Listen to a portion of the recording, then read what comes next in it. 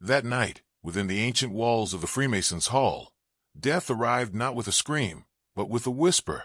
The briefcase that held the truth vanished in the chaos, and the pill that carried death was given not by an enemy, but by someone he trusted. Poirot knew then this was not just the murder of a man, but the betrayal of a conscience.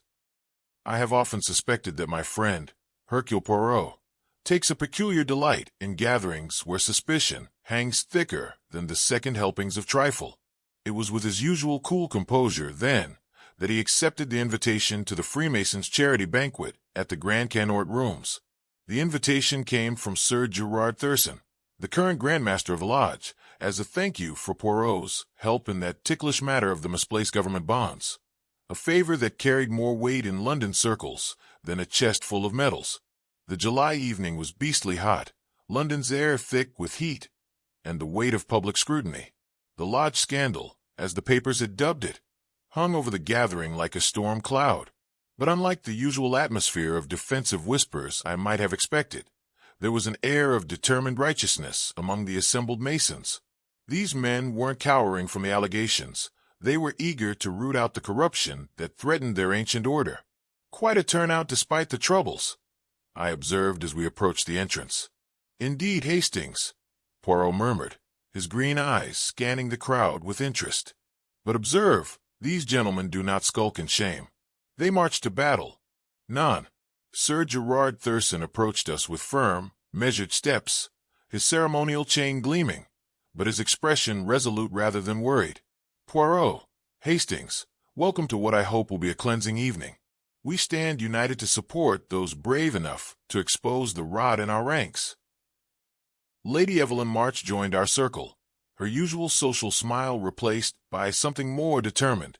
Mr. Poirot, how refreshing to see someone of your reputation here. We need all the moral authority we can muster as we clean house. You speak of cleaning house, Lady Evelyn? Poirot inquired. Indeed. Edgar Linton has been conducting a thorough investigation into the property irregularities. Rather than hide from the scandal, we've decided to support his efforts completely. Better to cut out the cancer ourselves than let it fester. John Avery, the lodge secretary, materialized beside us with nervous energy. Lady Evelyn is quite right about Edgar's work, though I must say, some of us worry about the methods. All this publicity, these confrontational tactics. The truth fears no scrutiny, John, Sir Gerard replied firmly. Edgar has my full backing. Whatever evidence he's uncovered, we want it brought to light. Dr. Marcus Peton approached our group, his medical bag in hand, as always. Unlike the others, his manner seemed distinctly uncomfortable. Evening all. Rather a charged atmosphere for a charity function, wouldn't you say? Dr. Peton, Poirot observed mildly, you seem less enthusiastic about Mr. Linton's investigation than your colleagues. The doctor's laugh was strained. I simply believe in discretion, Mr. Poirot. Some wounds heal better without constant probing. But then, I'm merely the lodge physician. Matters of policy are above my station. Marcus has been cautious about supporting Edgar's methods, Sir Gerard explained diplomatically. He worries about lodge morale. What concerns me, Dr. Peton said, adjusting his bag nervously, is the strain this is placing on certain members. Edgar's health, for instance. The man's heart condition is worsening under all this pressure. I've tried to convince him to moderate his approach, but he won't listen to medical advice. From across the room, I spotted Edgar Linton himself, a thin, intense man, clutching a leather briefcase. Unlike the paranoid figure I might have expected, he was surrounded by well-wishers offering encouragement, though he appeared to be declining most conversation, his eyes constantly scanning the room with nervous energy. Poor fellow, despite his intensity, I observed. As he should be, Lady Evelyn replied. Edgar's doing the lodge a tremendous service. Of course, not everyone appreciates having their past actions examined so closely. Her gaze flickered toward Dr. Peton, who had grown even more uncomfortable during our conversation. I should check on some of the other members, he muttered, excusing himself quickly. Dr. Peton seems rather eager to avoid the topic, Poirot noted. Marcus has been resistant to the investigation from the start, Sir Gerard admitted. claims it's unnecessary, that the lodge's reputation will suffer. But I've told him corruption is what damages our reputation, not exposing it. Before we could discuss the matter further, Edgar Linton himself approached our group. Up close, he looked tired but determined, his eyes bright with the fervor of a crusader, though I noticed his hands had a slight tremor as he gripped his briefcase. Sir Gerard, Lady Evelyn. He nodded to each in turn, and the famous Hercule Poirot. Your reputation for uncovering truth precedes you, sir. Mr. Linton, I understand you are conducting important work for the lodge. The most important work of my life, Linton replied passionately. For too long, a few corrupt individuals have traded on our good name for personal profit. But I have the evidence now. He patted his briefcase. Everything needed to expose them, once and for all. And you feel secure in this evidence? Poirot asked carefully. Linton's expression grew troubled. As secure as one can be when dealing with desperate people. I've been receiving anonymous threats, typed notes warning me to abandon my investigation, let sleeping dogs lie, and worse. But I won't be intimidated. Anonymous threats? Lady Evelyn looked genuinely concerned. Edgar, you should have told us. I didn't want to worry anyone. Besides, I've taken precautions. My secretary, Miss Sinclair, has been invaluable. She understands the importance of this work. Miss Sinclair, she's the young French woman who assists you? Sir Gerard inquired. Indeed. Her uncle is a lodge member, so she understands what's at stake. She's been helping me organize the evidence, ensuring everything is properly documented. As if summoned by our conversation, Mason Sinclair approached. She was a striking young woman, with an unmistakably French elegance, but her face bore the strain of recent weeks. Mr. Linton, she said softly, her accent lending a musical quality to her words. Forgive the interruption, but you really must remember your heart medication with dinner. Dr. Peton was quite specific about the timing. Ah, yes, thank you, my dear. Linton reached into his waistcoat pocket for a small pill bottle. She keeps better track of my health than I do, gentlemen. As he struggled briefly with the bottle's cap, Miss Sinclair gently took it from him. Here, let me help. She shook out a small white tablet and placed it beside his wine glass. There, but you must eat something substantial with it. Always looking after me, Linton said gratefully. I don't know what I'd do without her assistance. Before we could continue, the dinner gong sounded, and we were ushered toward the dining hall. The dining hall buzzed with an electric anticipation I'd rarely felt at such gatherings. Word of the investigation's progress had spread, and the assembled Masons seemed divided between excitement for justice and apprehension about what might be revealed. The honest members were eager for vindication, while a few others appeared distinctly uncomfortable. I found myself seated at the high table, between Miss Sinclair and Dr. Peton, with Linton directly across from us. Poirot had been placed several seats to my right, positioned where he could observe the entire table with his characteristic discretion. Sir Gerard sat at the head, making careful conversation about the evening's proceedings, while Lady Evelyn held court further down the table with tales of her charity work. Mr. Linton, Sir Gerard ventured, as the soup course arrived. I trust tonight's presentation will be measured in its approach? Thorough enough to satisfy both the membership and any outside scrutiny. Linton replied firmly, his grip tightening on his briefcase. The lodge deserves to know exactly who has been betraying their trust. Dr. Peton set down his soup spoon with unusual force. Really, Edgar, this confrontational atmosphere seems rather unseemly for a charitable gathering. Surely these matters could be handled with more discretion. Discretion has been tried, Marcus. Linton's voice carried an edge. How many discreet inquiries have we had over the years? How many quiet resignations that solved nothing? But consider the potential damage to innocent reputations. The only reputations that will suffer are those that deserve to. Sir Gerard interrupted, though I sensed he was somewhat torn. Still, Edgar, perhaps you could share the general outline with us before making everything public? The general outline is simple, Linton replied, his breathing slightly labored from excitement. Certain properties were sold far below their actual value, with the proceeds apparently disappearing into private accounts. The medical certifications used to justify some of these sales, his voice sharpened, appear to have been falsified. Dr. Peton's face went pale. That's a very serious accusation, Edgar. Medical certifications are not something to be falsified for personal gain. Linton finished coldly, which is precisely why this investigation was necessary. The tension at our table was palpable. Miss Sinclair leaned toward Linton with obvious concern. Edgar, perhaps you should take your medication now. You know what Dr. Pemberton said about taking it with food, especially when you're agitated. Yes, quite right. Linton reached for the pill she had prepared for him earlier, his hand trembling slightly. Whether from illness or excitement, I couldn't tell. As he swallowed the tablet with wine, Dr. Peton watched with professional interest. Edgar, I must insist, you consider the strain you're placing on your heart. This level of stress. My heart will endure long enough to see justice done, Linton replied curtly, unlike some people's consciences. The comment hung in the air like smoke. Lady Evelyn attempted to lighten the mood with a story about a recent society scandal, but the damage was done. Dr. Peton excused himself from the table, claiming he needed to check on another lodge member's medication. As the evening progressed, Linton's condition seemed to worsen. His color grew increasingly pale, and perspiration beaded on his forehead despite the cool evening air. Miss Sinclair watched him with growing alarm. Edgar, she whispered urgently, perhaps we should postpone your presentation. You don't look well. I'm fine, he insisted, though his voice had grown hoarse. Just the excitement of finally exposing the truth. After tonight, the lodge will be cleansed of its corruption. Sir Gerard raised his glass for the evening's toast, to truth, justice, and the restoration of our lodge's honor.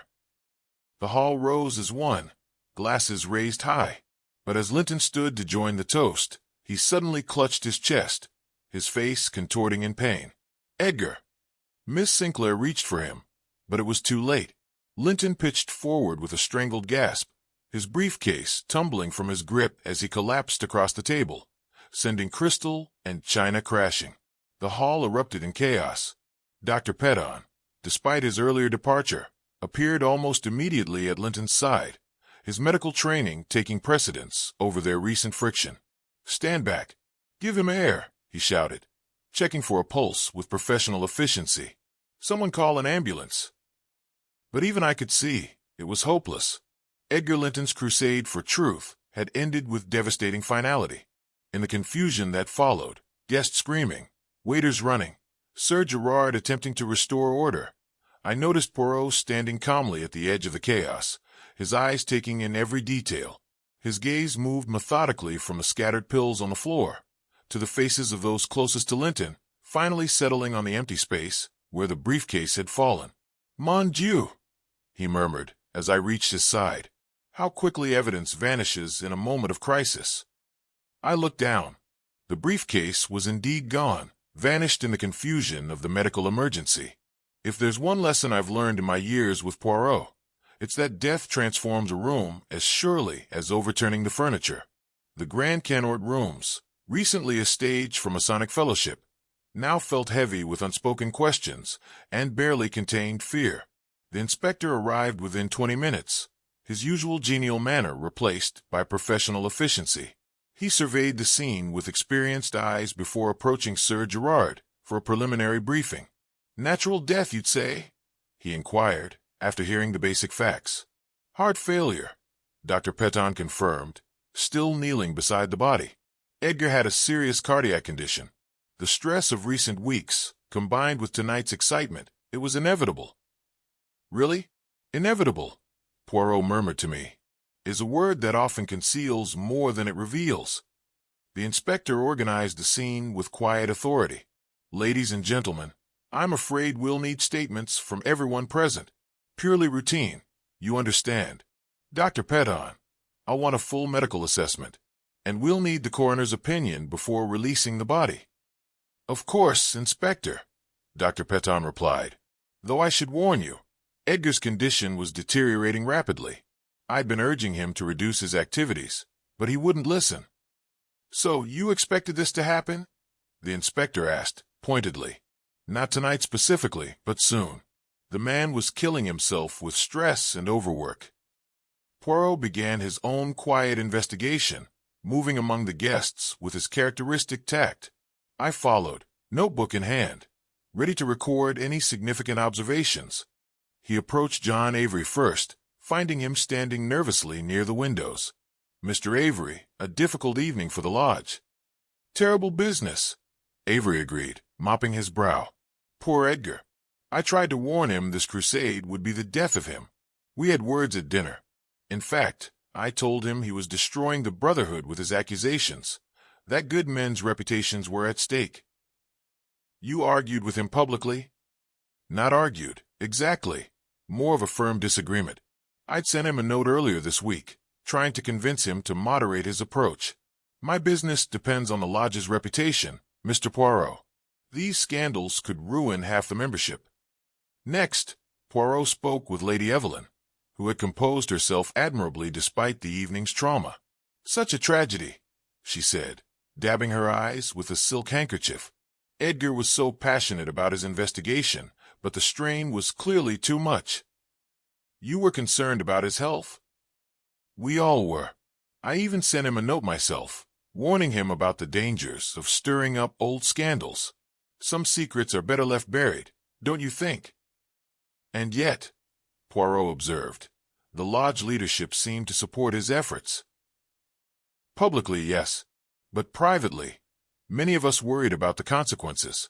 Edgar had become obsessed. He saw corruption everywhere. He suspected everyone. Sir Gerard, when approached, seemed genuinely grief-stricken. Edgar was a true friend to the lodge, he said heavily. His investigation was necessary, even if some of us questioned his methods. You had concerns about his methods. I worried about his health, mainly, and the public nature of his accusations. It seemed unnecessarily dramatic. I sent him a note this week, asking him to consider a more measured approach, but Edgar was convinced that dramatic action was required.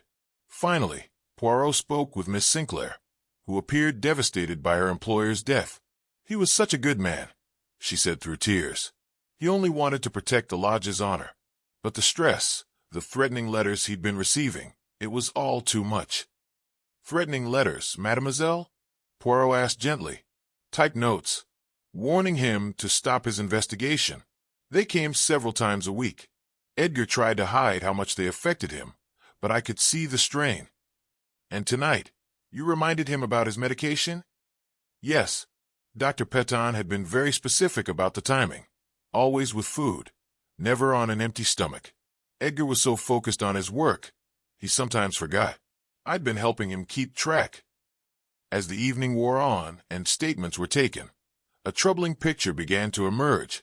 Multiple witnesses confirmed that Linton had been receiving anonymous threats, that several lodge members had sent him cautionary notes, and that his health had been deteriorating under the pressure.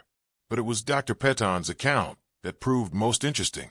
When pressed for details about Linton's condition, the doctor's responses seemed oddly evasive. His heart was severely compromised, Peton explained. The medication helped, but only marginally. Any significant stress could have triggered a fatal episode. And you'd warned him about this repeatedly? I'd even offered to provide him with stronger medication, but he preferred to maintain his current regimen. Stronger medication? Poirot inquired quietly. Higher-dose digitalis tablets, sometimes necessary for advanced cardiac cases, but Edgar insisted his regular pills were sufficient. Where might one obtain such higher-dose medications? Poirot asked innocently. Any major hospital pharmacy, Peton replied. They're available for legitimate medical purposes, of course, strictly controlled, though I should mention, while higher doses can be helpful in some cases, they can also be dangerous if not properly monitored. Edgar's condition was delicate, and I felt his current dosage was appropriate given his overall health status. As the last of the guests gave their statements and departed, Poirot stood in contemplation near the spot where Linton had fallen. The briefcase was indeed missing, and despite thorough questioning, no one admitted to seeing what had become of it. Curious, don't you think, Hastings? He murmured. A man dies of his heart condition, yet his most prized possession vanishes in the confusion. Do you suspect foul play? I asked.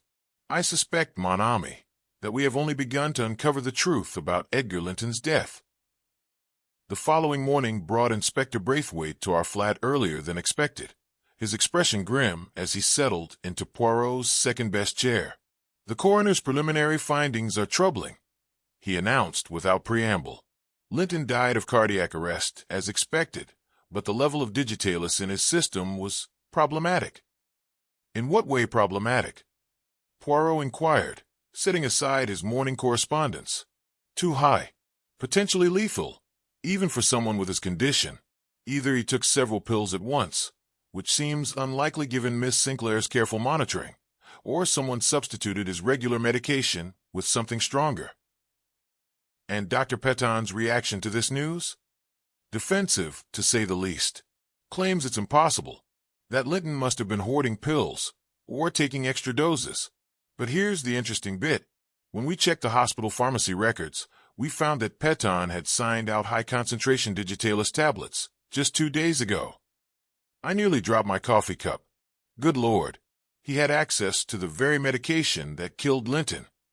So it appears. He claims it was for another patient, but he's been remarkably vague about the details. Poirot leaned forward with interest.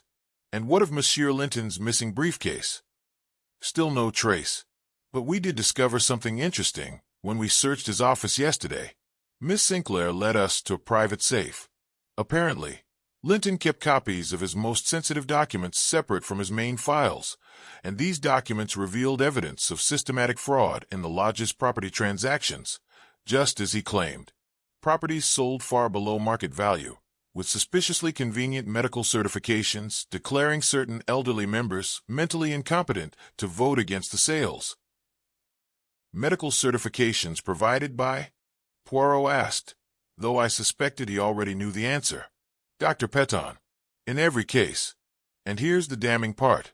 Some of these certifications were issued after the members had died, but backdated to before the relevant votes. The implications were staggering. So Peton was not just complicit in the fraud, he was orchestrating it. Appears so, using his medical authority to provide legal justification for questionable property sales. Very clever, really. Who questions a doctor's professional assessment? But surely the families of these deceased members would have contested such diagnoses, I protested. Ah, but that's the beauty of it, the inspector explained grimly. The certifications were kept strictly confidential, filed only with lodge records. The families never knew their relatives had been declared mentally incompetent posthumously. Poirot had been silent during this exchange, his fingers steepled in concentration. Tell me, Inspector, what did you discover about Dr. Peton's financial circumstances? Interesting you should ask. Turns out the good doctor has been living well beyond his medical practice's income. Large cash deposits in his personal accounts, always coinciding with the dates of major property sales. And his explanation for these deposits? Claims they're payments from private patients who prefer to pay in cash, for discretion. Convenient, but difficult to verify. What about his behavior at the banquet? I asked. He seemed nervous from the start, and he disappeared from the table just before Linton's collapse. According to witnesses, he excused himself to check on another member's medication. But here's the odd thing.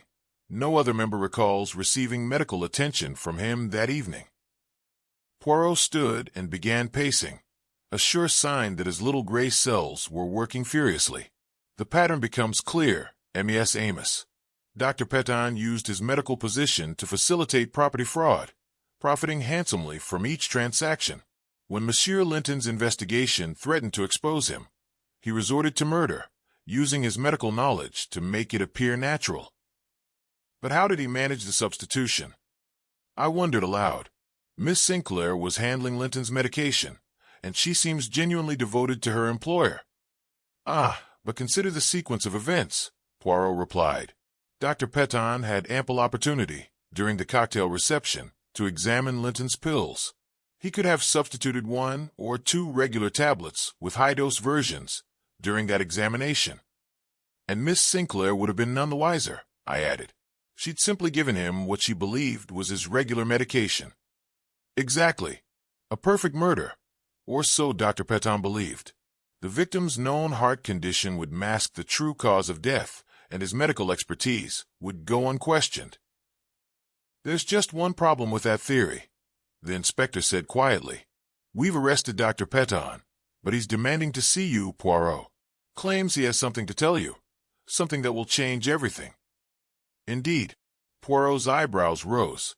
How very interesting. Perhaps, Inspector, we should hear what the good doctor has to say. The detention cell at New Scotland Yard was hardly the sort of place one expects to encounter a respected physician. Yet there sat Dr. Marcus Peton, his usual professional composure replaced by barely contained desperation. When we entered with the inspector, he looked up with relief so palpable, it was almost painful to witness. Mr. Poirot, thank God you've come, he said, rising unsteadily.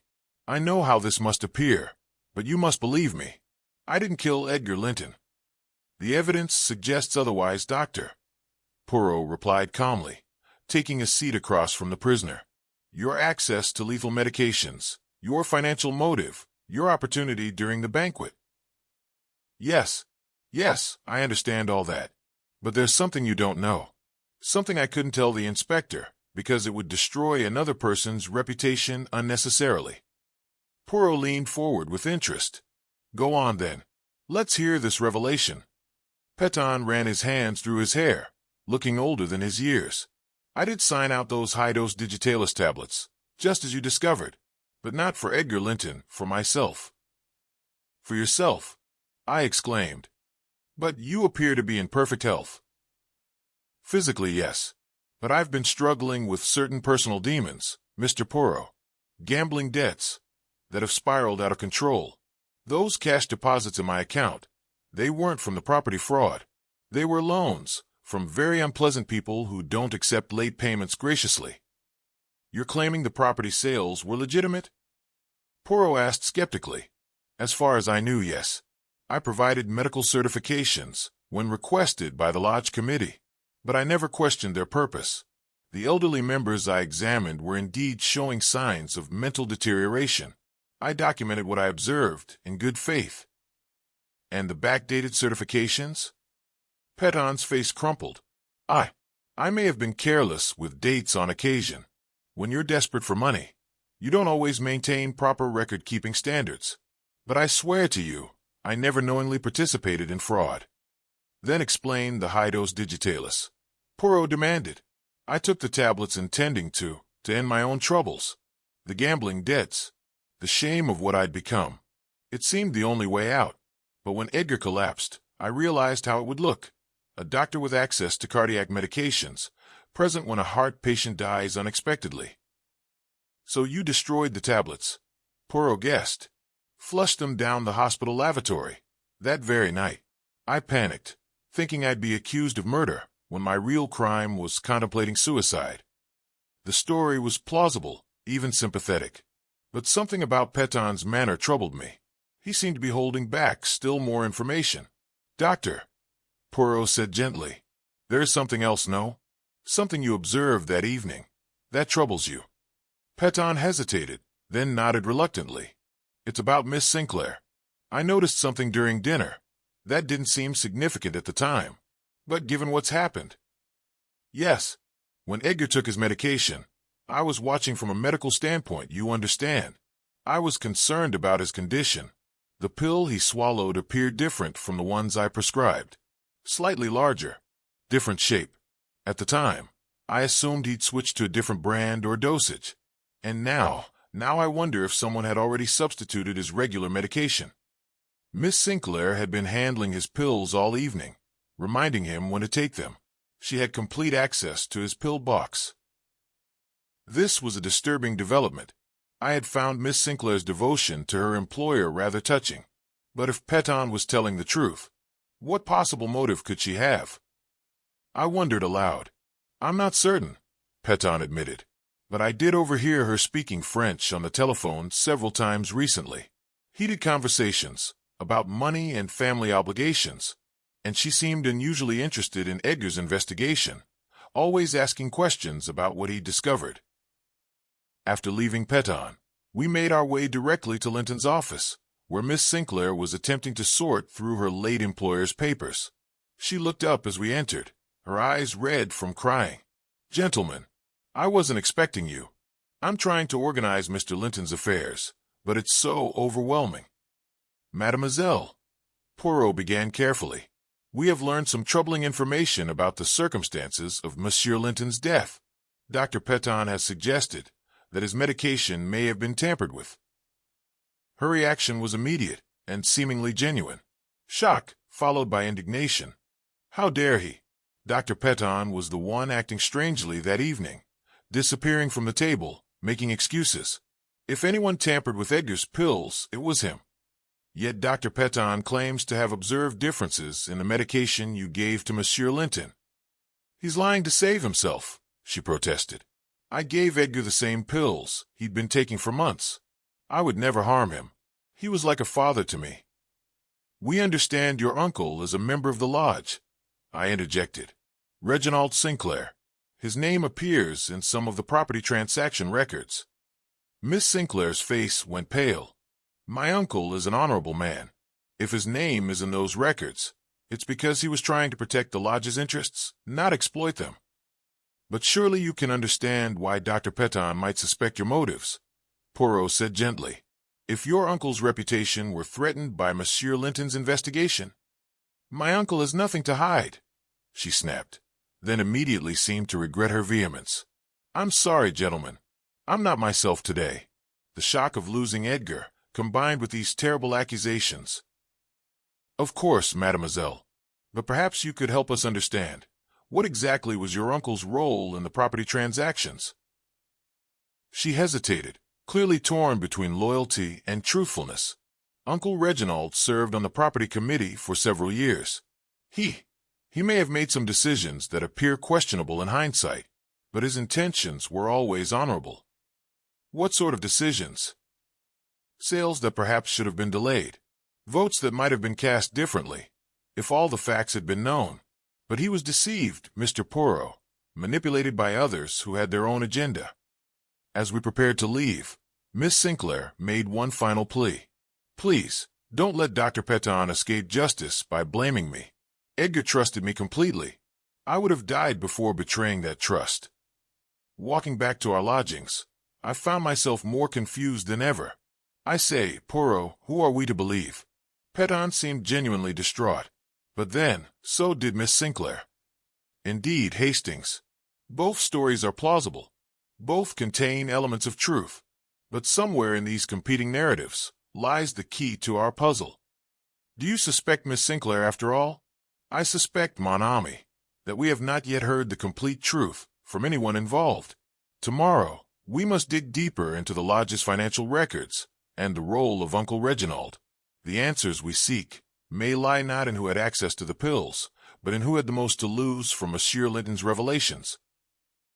The next morning found Poirot in deep contemplation over his breakfast, his green eyes distant with thought. He had been unusually quiet since our disturbing interview with Dr. Peton the previous afternoon, and I could tell his little gray cells were working furiously. "Hastings," he said suddenly, setting down his coffee cup with decisive finality, "I believe we have been approaching this case from the wrong angle entirely." "How do you mean?" "We have been following the evidence as it was presented to us, but we have not been thinking about the psychology of the crime. Consider, who truly benefited from Monsieur Linton's death?" Before I could answer, he was already reaching for the telephone. "Inspector Japro? Here. I require your assistance, most urgently. Can you meet us at our flat within the hour? Excellent. And bring with you the lodge's financial records, particularly anything relating to John Avery's access to property valuations and committee procedures." When the inspector arrived, slightly breathless from his haste, Poirot was ready for him with a series of precise questions. "Inspector, I have been considering the psychology of our suspects. Dr. Peton, a man desperate enough to consider suicide, gambling debts mounting. Such a person might commit fraud, but murder? To kill would only make his situation worse. It would bring more scrutiny. This is not the psychology of our killer." "Then who?" I began, But Poirot held up a hand. "Consider instead, Monsieur Avery. At the banquet, I observed his behavior most carefully. He spoke of reputation, of damage to the Brotherhood. But notice, he was not defensive like a guilty man, but controlling, like a man trying to manage a situation. Tell me, what do your financial records reveal about his access to large property information?" The inspector consulted his files. Avery had complete access to all property records as secretary. He could create reports, modify valuations, even backdate documents if needed. Précis. And what of his financial circumstances? A man in his position, with such access, surely he has been living within his means. Actually, the inspector said slowly, now that you mention it, our preliminary examination shows Avery has been making some rather large expenditures recently. A new motor car, expensive furnishings for his office. Exactment, Poirot exclaimed. You see, Hastings, the psychology becomes clear. Dr. Peton's gambling made him desperate and careless, perfect for manipulation by someone cleverer. But who was clever enough to orchestrate such an elaborate scheme? Poirot began pacing, his excitement growing. Inspector, I believe if you examine the lodge records more carefully, you will find that Monsieur Avery has been creating false financial reports about lodge properties, convincing the committee that valuable assets were liabilities requiring quick sale. The inspector was frantically taking notes. You think Avery was manipulating the property sales? I am certain of it. And Dr. Peton's medical certifications, they were not his idea, but Avery's. The secretary would identify elderly members likely to oppose profitable sales, then arrange for convenient medical examinations. Peton's gambling desperation made him compliant. He would certify mental incompetence when pressured, especially if dates needed to be adjusted. Good Lord, I breathed. So Avery was the mastermind, using Peton as his medical rubber stamp? Exactment, Poirot nodded gravely. But this brings us to our most tragic element, the corruption of innocence. The inspector looked confused. How do you mean? Think, Inspector. Avery knew that Miss Sinclair's uncle was on the property committee. He knew she was concerned about protecting her uncle's reputation. What better way to stop Linton's investigation than to convince his own secretary that she was protecting innocent people? You think Avery manipulated Miss Sinclair into poisoning Linton? I'm certain of it. Inspector, I believe you will find correspondence between Avery and Miss Sinclair. You see, Avery's psychology demands documentation. He is a man who keeps meticulous records, as evidenced by his role as lodge secretary.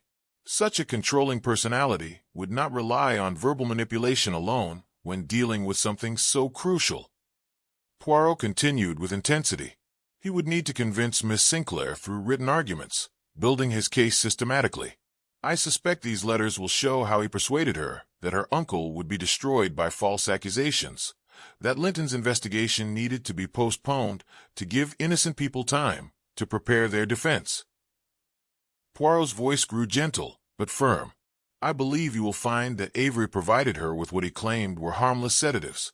Consider Miss Sinclair's genuine horror when she discovered Linton had died. This was not the reaction of a willing accomplice to murder, but of someone who believed she was administering something benign. Her psychology tells us she would never have acted if she knew the true consequences.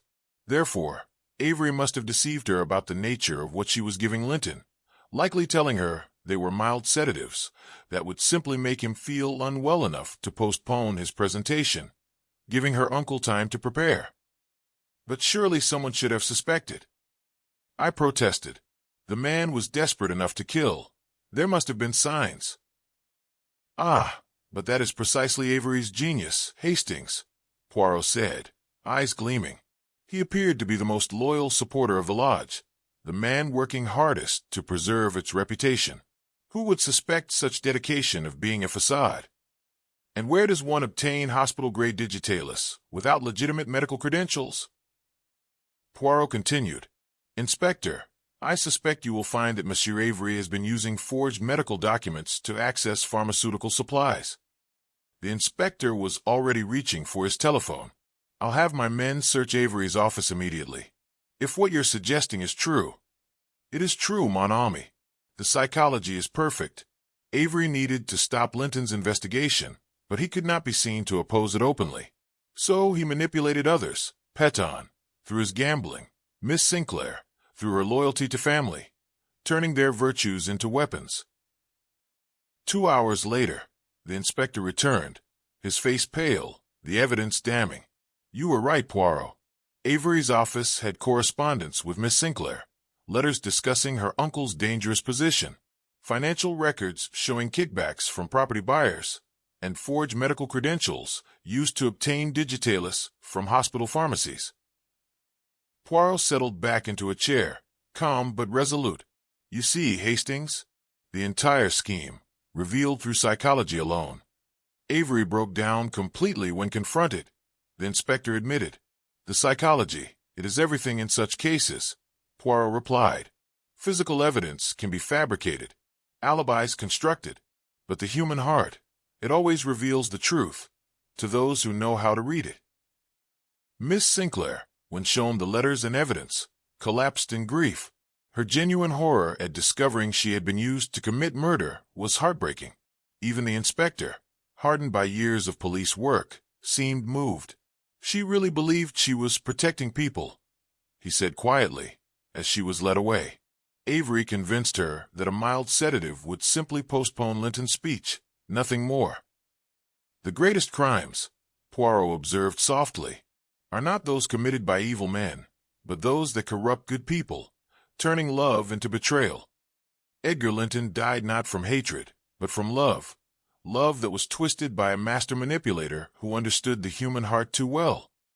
3 months later, as autumn painted London in shades of regret and renewal, I found myself thinking, not of justice served, but of innocence lost. You are contemplating the price of truth, mon ami? Poirot asked, sensing my mood. I set down the morning paper, which carried news of Avery's sentencing. 15 years for fraud and manslaughter. I was thinking about Miss Sinclair, I admitted. How does one recover from such betrayal? Her love for family turned into a weapon against the man who trusted her most. Perhaps, Poirot said thoughtfully, the question is not how one recovers, but how one transforms such pain into purpose. He handed me a letter. Lady Evelyn writes that Miss Sinclair has begun working with a charitable organization in France, one that aids victims of financial fraud. Her personal tragedy has become her mission. Outside, London continued its eternal dance, ambition and secrets interwoven like smoke and rain. But perhaps that was the final lesson of the Lodge affair, that even from deepest tragedy, a measure of good could emerge. This case will remain with me, Hastings, Poirot said quietly, as a reminder that our noblest impulses, loyalty, love, honor, can become our greatest vulnerabilities in the hands of those who understand the human heart too well, but also that even the deepest betrayal can be redeemed through service to others. As Big Ben chimed the hour, I reflected. Edgar Linton's sacrifice had meaning, only if it taught us wisdom without cynicism, to remain vigilant while still trusting, to seek justice while still showing mercy. And perhaps that was enough. Edgar Linton with substituted medication. Though justice is served, echoes of corrupted loyalty linger, like forgotten oaths.